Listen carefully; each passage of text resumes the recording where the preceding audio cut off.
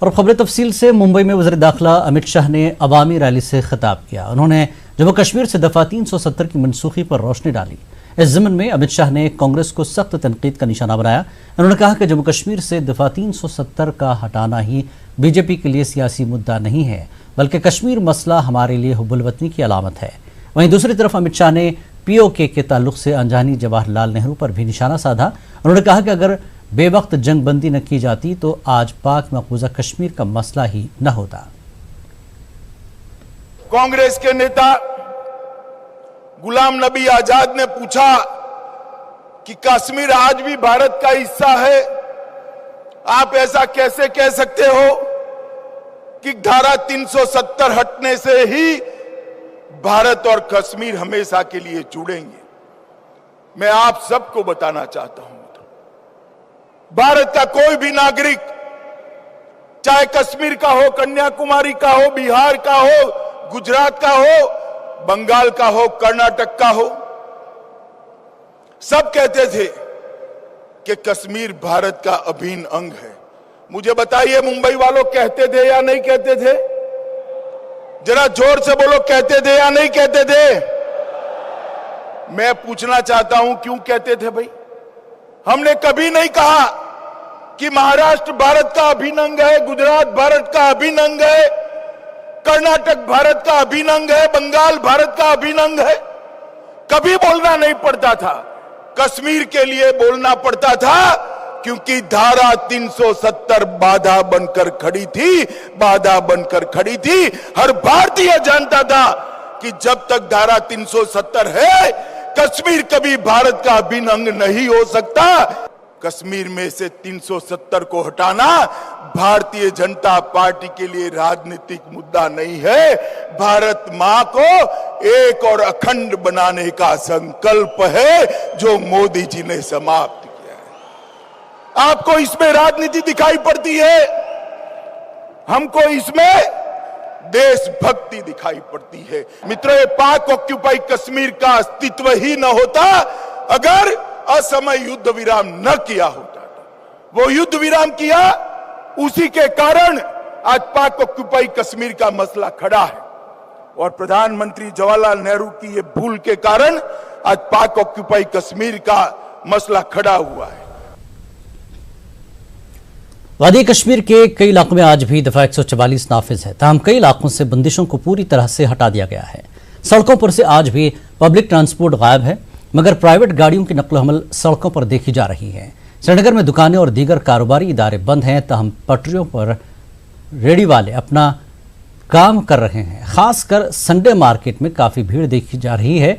वादी में अमन अमान को बरकरार रखने के लिए तमाम तरह हसास मकामात पर सिक्योरिटी फोर्सेस को अलर्ट रखा गया है। मौसलाती निज़ाम अभी भी ठप है, लोगों को काफ़ी मुश्किलात का सामना है।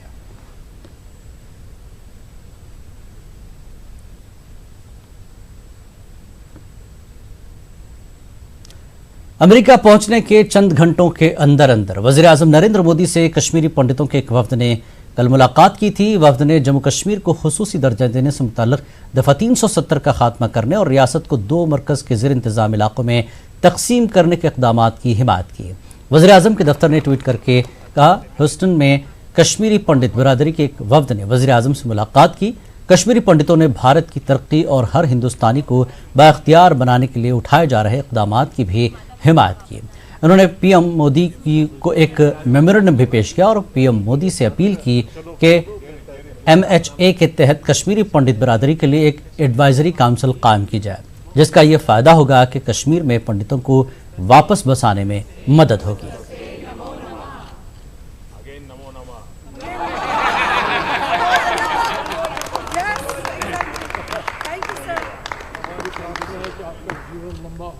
आप सबके आशीर्वाद बने रहे जी। हाँ, हम आपके साथ हैं। आप जहाँ भी जाएंगे हम आपके साथ साथ। Thank you. न्यूज़ 18 भी ह्यूस्टन में आज होने वाले हाउडी मोदी प्रोग्राम के लिए मौजूद है और लगातार वहां की तमाम खबरें भेज रहा है।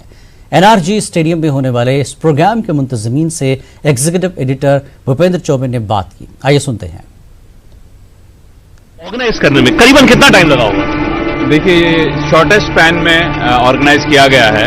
1 महीना पहले से यहाँ पे तैयारियां शुरू हुई हैं और ये अभी तक के जितने भी इवेंट्स हैं ये सबसे ग्रैंड है और शॉर्टेस्ट स्पैन में इसकी तैयारी अभी तक के मतलब जितने भी इंटरनेशनल इवेंट्स हुए उससे सबसे बड़ा ग्रैंड है, क्योंकि इसमें एक एडिशनल, जैसे आप हमारे मित्रों से पूछ रहे थे कि प्रेसिडेंट ट्रंप इसमें शामिल होने वाले हैं, तो ऐसा ग्रैंड इवेंट अभी तक नहीं हुआ है और इसके लिए टाइम अवधि जो है मैं आपको बता रहा हूँ शॉर्टेस्ट स्पैन। उससे पहले जो भी इवेंट्स होते हैं मेरे ख्याल में इंडियन डायस्पोरा के लोग 3 से 4 महीने पहले तैयारियां शुरू करते हैं, जबकि यहाँ पे 1 से 1.5 महीने में सारी तैयारी हुई।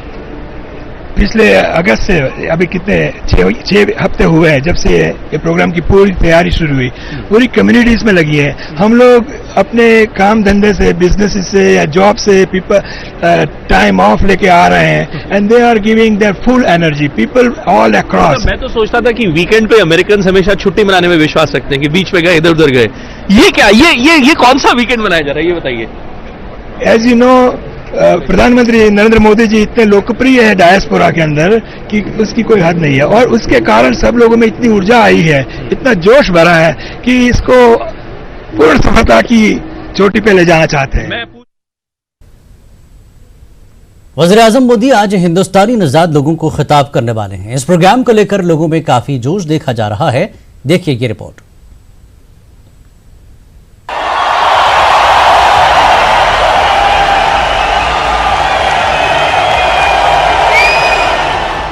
आज ह्यूस्टन में मुनक़िद होने वाले हाउडी मोदी प्रोग्राम में वज़ीर-ए-आज़म मोदी और अमेरिकी सदर डोनाल्ड ट्रंप एक साथ नजर आएंगे और हिंदुस्तानी नजाद लोगों को खिताब करेंगे। हिंदुस्तान के लोग तो इस प्रोग्राम के लिए पुरजोश हैं ही, अमेरिका में भी हाउडी मोदी प्रोग्राम का खुमार लोगों के सिर चढ़कर बोल रहा है।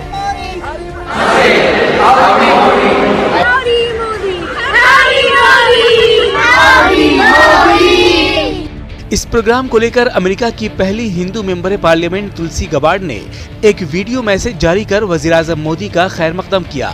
हालांकि उन्होंने खुद इस इवेंट में शामिल न होने पर अफसोस का इजहार किया और कहा कि And I'm sorry that I'm not able to join all of you there in person due to previously scheduled presidential campaign events in Iowa. एक तरफ अमेरिका में हिंदुस्तानी नजाद लोग प्रोग्राम को लेकर खुश हैं, तो दूसरी तरफ ह्यूस्टन में पाकिस्तान के बाशिंदे प्रोग्राम में खलल डालने की कोशिश में लगे हैं, जिसकी शिकायत प्रोग्राम इंतजामिया ने Houston police, FBI, US secret service से भी की है।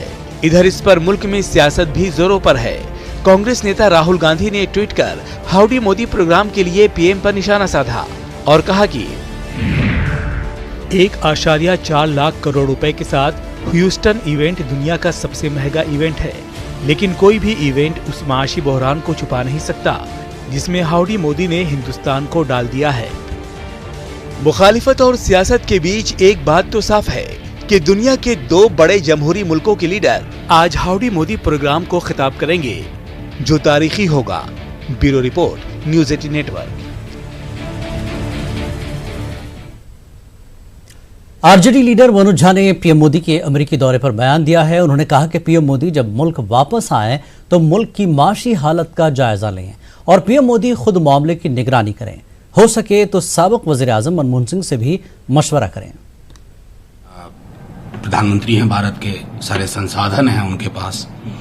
बस एक आग्रह होगा कि जब अपनी सरजमी पे लौट के आए तो लहूलुहान अर्थव्यवस्था के बारे में आवाम में बहुत परेशानी है। कोई भी सेक्टर महफूज नहीं महसूस कर पा रहा है। इंडस्ट्रियल हाउसेस के पांव के तले की जमीन निकली हुई है। तो एक आग्रह होगा कि बिना किसी और से प्रेस कॉन्फ्रेंस करवाएगी, जो कि नाकाम साबित हुआ है, प्रधानमंत्री जी स्वयं इसे अपने मसले को हाथ में लें। तमाम अर्थशास्त्रियों से विवेचना करें, इस बात से परहेज ना करें कि क्या अगर भूतपूर्व प्रधानमंत्री मनमोहन सिंह जी से मिलकर के कोई रास्ता निकले, तो मैं समझता हूं कि ह्यूस्टन से चली हुई वो यात्रा जब परिणति में यहां सब स्वस्थ संदेश देगी तो बेहतर होगी। अलहदगी पसंद लीडर शब्बीर शाह ने कहा था कि मसले कश्मीर का हल नरेंद्र मोदी ही निकाल सकते हैं। हमारे नेशनल एडिटर शैलेंद्र मांगू के साथ जम्मू कश्मीर के साबिक चीफ सेक्रेटरी मूसा रजा ने एक इंटरव्यू के दौरान दावा किया कि शब्बीर शाह ने मोदी को बरसगीर का ताकतवर लीडर करार दिया। शाह ने मेरे साथ गुफ्तगू में एक बहुत बड़ा जुमला कहा, उन्होंने अच्छा जुमला था। उन्होंने कहा कि अगर कश्मीर के मसले को बातचीत से हल किया जा सकता हो तो इस वक्त सब कॉन्टिनेंट में एक ही शख्स है जो कर सकता है, वो है नरेंद्र मोदी। उन्होंने उसके समर्थन में ये कहा कि नरेंद्र मोदी बड़ा हिम्मत वाला आदमी है। उसने 1 मिनट में 15 लाख करोड़ रुपए के नोटों को डिमोनेटाइज कर दिया, जबकि उसमें उसके पार्टी का मफाद भी था शामिल, इंटरेस्ट भी शामिल था। उसने उसके बारे में सोचा नहीं कि मुझे नुकसान हो सकता है, इससे मेरी पॉलिटिकल स्टैंडिंग को नुकसान हो सकता है, ये नहीं सोचा। लेकिन एक लम्हे में उसने डिमोनेटाइज कर दिया। तो यह आदमी बड़ा हिम्मत वाला आदमी है। शब्बीर शाह का कहना है कि इतनी हिम्मत वाला आदमी अगर एक कदम आगे बढ़ाकर चाहे तो कश्मीर के मसले को हल कर सकता है, और सारा हिंदुस्तान उसके पीछे खड़ा होगा, क्योंकि आरएसएस उसके पीछे है, पब्लिक उसके पीछे है, पार्लियामेंट उसके पीछे है। वो इतने लोग उसके पीछे ही तो घबराता क्यों है? वो एक तारीखी स्टेट्समैन बनकर उभरेगा अगर वह आगे बढ़कर इसको हल कर दे। हल कर सकता है तो एक ही आदमी कर सकता है, ये शब्बीर शाह का कहना है। नाज़रीन, मूसा रज़ा ने और भी कई सनसनीखेज इंकशाफात किए हैं। आप तफसीली इंटरव्यू आज शाम 6:30 बजे देख सकते हैं। वक्त एक ब्रेक का, ब्रेक के बाद फिर हाजिर होंगे। खबरनामे में एक बार फिर आपका खैर मकदम है। कांग्रेस लीडर शशि थरूर ने मॉब लिंचिंग के वाकयात के ताल्लुक से फिर एक बार अपने गुस्से का इजहार किया है। पुणे में शशि थरूर ने बियॉन्ड पॉलिटिक्स प्रोग्राम में शिरकत की, जिसमें उन्होंने हुजूमी तशद्दुद के ताल्लुक से कहा कि पुणे में मोहसिन शेख नामी शख्स के कत्ल के साथ ये सिलसिला शुरू हुआ। इसके बाद गाय के नाम पर मोहम्मद अखलाक को मार दिया गया। शशि थरूर ने इसके अलावा भी कई हुजूमी तशद्दुद के वाकयात का तस्करा किया। वहीं उन्होंने कहा कि मैं खुद राम भक्त हूँ, लेकिन राम के नाम पर किसी का कत्ल हो नाजायज है। संजय ने बताया कि 5-6 साल से हम क्या देख रहे हैं। यहाँ पुणे में शुरू हो गया ये मोहसिन शेख का हत्या के बाद, लेकिन उसके बाद कितनी कहानियां हमने सुनी हैं। आपके माध्यम के रूप में आप सबको हमें तो समझाए हैं। मोहम्मद अखलाक जो एक एयरफोर्स हवलदार का पिताजी था, उनको मारा गया उनके घर के बाहर कि आपके बैग में जो मीट है ये तो बीफ है, और उनका घर का दरवाज़ा तोड़ के लोग अंदर घुस के उनकी रसोई घर जाके उसका फ्रिज का दरवाज़ा तोड़ दिया। वहाँ जो मीट था उसको लेके जाके पुलिस स्टेशन चले गए, और पुलिस उनको अरेस्ट करने के अलावा वो मीट को अरेस्ट कर दिया और मीट को लैब भेज दिया देखने के लिए कि क्या ये बीफ है या नहीं। बीफ नहीं था, लेकिन अगर था तो भी क्या ये गुंडाओं को हक था कोई इंसान का की जिंदगी लेने का? जो पहलू खान जिनके पास एक लाइसेंस था गाय को ले जाने के लिए, डेयरी फार्मिंग के लिए, और जिनकी लॉरी में 3-4 गाय थे क्योंकि उनके पास हाथ में भी लाइसेंस था, उसको पिटाया। ये सब फिल्म यूट्यूब में दिखा दिया, आदमी अस्पताल पहुंच के मर गए। ये या 15 साल का ये जो लड़का था जुनैद खान, जो ईद के लिए कपड़े खरीद के आए और जो ट्रेन में, ये मुसलमान है, देखिए उसको 27 बार चाकू से मार के उसको ट्रेन से फेंक दिया और ज़मीन पे खून निकलते हुए उसका देहांत हो गया। 15 साल का लड़का अपनी अम्मी को नए कपड़े दिखाने के लिए ट्रेन में जा रहा था। क्या ये है हमारे भारत? जो तबरेज़ अंसारी शादी के 2 महीने के बाद कि गांव में चल रहा था, वो पुणे में काम कर रहा था मेरे ख्याल में, महाराष्ट्र में, ज़रूर महाराष्ट्र में, पुणे या नागपुर में काम कर रहा था। 2 दिन में वापस आना था और उनको पकड़ के मारा गया, और मारते हुए लोग कहा कहो जय श्री राम। जैसे डॉक्टर करण सिंह साहब ने उस दिन बताया दिल्ली में मेरे किताब के लॉन्च में, प्रकाशन में, उसने कहा कि ये सिर्फ हमारे देश के लिए बुरी नहीं, ये हिंदू धर्म का एक अपमान है और भगवान श्री राम के लिए एक अपमान है। आरएसएस तर्जुमान इंद्रेश कुमार ने शशि थरूर को सख्त तनकीद का निशाना बनाया। उन्होंने कहा कि इन्हीं लोगों की वजह से आज कांग्रेस पर जवाल आया है। इंद्रेश कुमार ने कहा कि कांग्रेस में कुछ लोग दिमागी बीमारी में मुब्तला हैं। कांग्रेस के अंदर कुछ नेता मानसिक रूप से बहुत रोगी हैं। उसमें दिग्विजय है, शशि थरूर है, कहीं मणिशंकर अय्यर है, जिन्होंने, और उनके परिवार को और पार्टी को कहूँगा कि उन्होंने उनके मानसिक रोग का उपचार करवाना चाहिए। यह सारे वक्तव्य उनके कहीं ना कहीं एक मानसिक रोगी के रूप में दिखाई देते हैं, जिसके कारण देश के जीवन मूल्यों को भी बहुत आघात पहुंचा है और कांग्रेस जो कभी इतनी ऊंचाइयों पर थी वो आज रसातल में इनके कारण पहुंचा है। It is the subject for the Congress leadership and Congress workers. Bharat सहिष्णु था, सहिष्णु है, सहिष्णु रहेगा। भारत डेमोक्रेट था, डेमोक्रेट है, डेमोक्रेट रहेगा। भारत जीवन मूल्यों का देश था, है और रहेगा। मैं एक बात कह सकता हूँ, मैंने लाखों लाख मुसलमानों से, ईसाइयों से, बौद्धों से और दुनिया के जगत से पिछले 15-16 साल में संवाद किया है। भारत एकमात्र देश ऐसा है जिसने सब धर्मों को, सब संस्कृतियों को स्वीकार भी किया और सम्मान भी दिया है। जमीयत उलमा हिंद के वफ्द में शामिल और जमीयत के सदर कारी उस्मान ने वज़ीर दाखिला अमित शाह से मुलाकात की। कारी उस्मान ने मुसलमानों और मुल्क के दीगर शहरियों को अपने कागजात तैयार करने का मशवरा दिया है। कारी उस्मान ने न्यूज़ 18 से खास बातचीत की। उन्होंने कहा कि वज़ीर दाखिला शाह ने कहा कि मुसलमानों को डरने की ज़रूरत नहीं है क्योंकि NRC का मामला मुल्क के हक में है।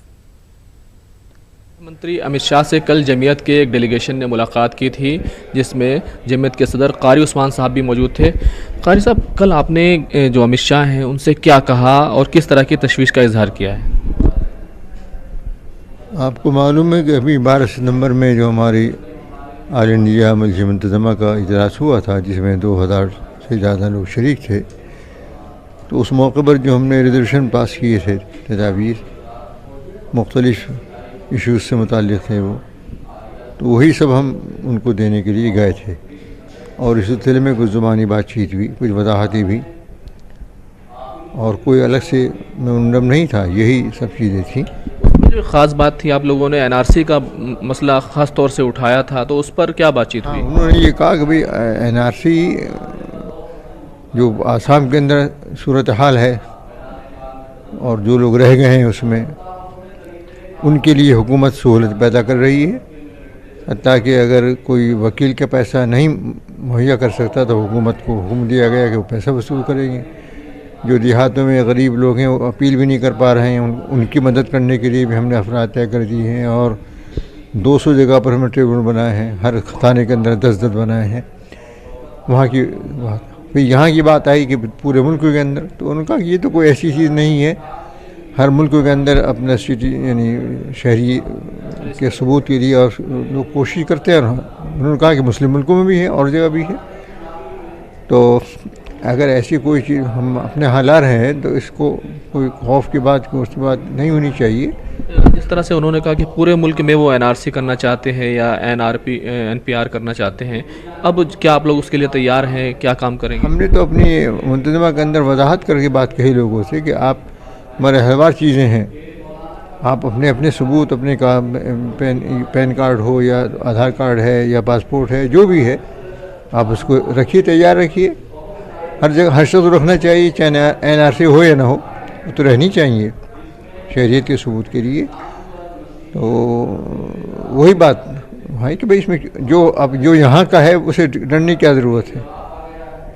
जिस तरह से अब ये साफ़ हो गया कि NPR पूरे मुल्क में होगा, क्योंकि जमीयत हमेशा से उसका बड़े ऑर्गेनाइजेशन है, तो आइन में लिखा हुआ है। ये चीज़ें जो हैं जो अमली शक्ल में सामने कुछ आ रही हैं, कुछ हो रही हैं, कोई वोटर लिस्ट ठीक हो रही है, ये ठीक हो रही है, तो ये आइन की अज्जा है। हम तो लोगों को आगाह करेंगे भाई ठीक है, जो आइन की चीज़ है उसको कायदे से करना चाहिए।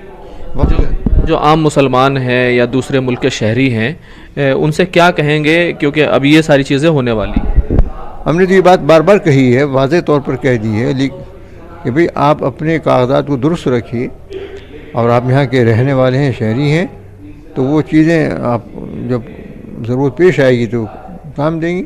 अब जो काम चल रहा है उसमें भी इससे अपने नामों को ठीक कराइए, अपने कागजात को ठीक कराइए, कोशिश कीजिए, गाफिल न रहिए, ये कहा गया है। बहुत बहुत शुक्रिया। तो अमित शाह ने एक तरफ साफ कर दिया है कि पूरे मुल्क में NPR या नेशनल रजिस्टर ऑफ सिटीजनशिप बनेगा, तो जमीयत ने इसके लिए साफ तौर से कहा है कि सभी लोगों को अपने जो कागजात हैं, दस्तावेज़ हैं, वो तैयार करने चाहिए। कैमरामैन गौरव सक्सेना के साथ खुर्रम शहजाद, न्यूज़ 18 दिल्ली। जमीयत उलमा हिंद के 100 साल मुकम्मल हो चुके हैं। इस मौके पर प्रोग्राम का इनेकाद किया गया जिसमें जमीयत अपने बुजुर्गों को याद कर रही है।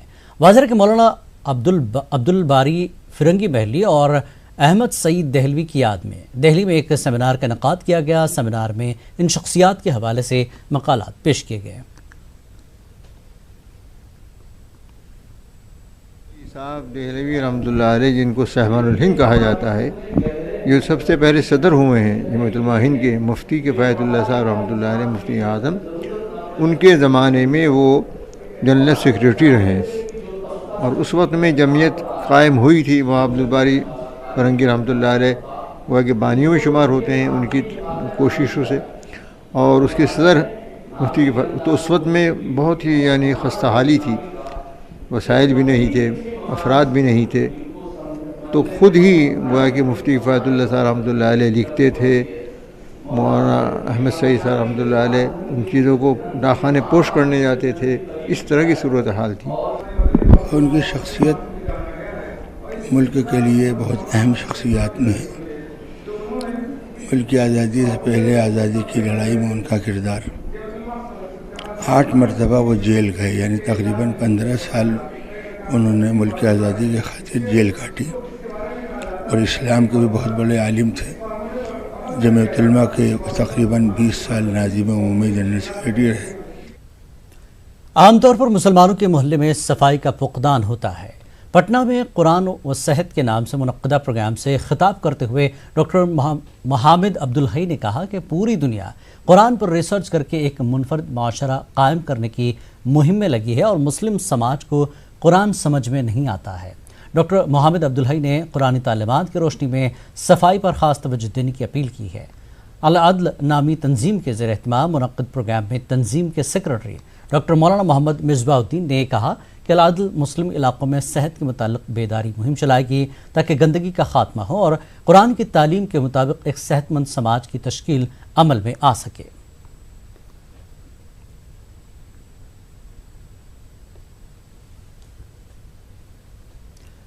हिंदुस्तान और जनूबी अफ्रीका के दरमियान जारी T20 सीरीज का आज आखिरी मुकाबला होगा। यह मैच बेंगलुरु के चिन्नास्वामी स्टेडियम में खेला जाएगा।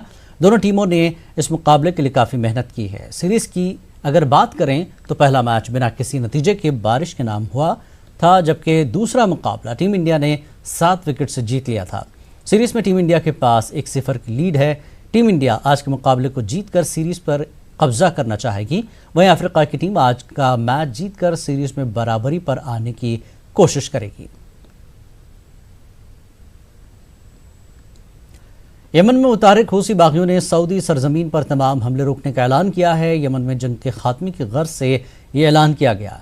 हूसी बागियों की सियासी काउंसिल ने उम्मीद जाहिर की है कि इस फैसले के रद्द अमल में सऊदी अरब हुकूमत भी कशीदगी में कमी के लिए इक़दाम करेगी।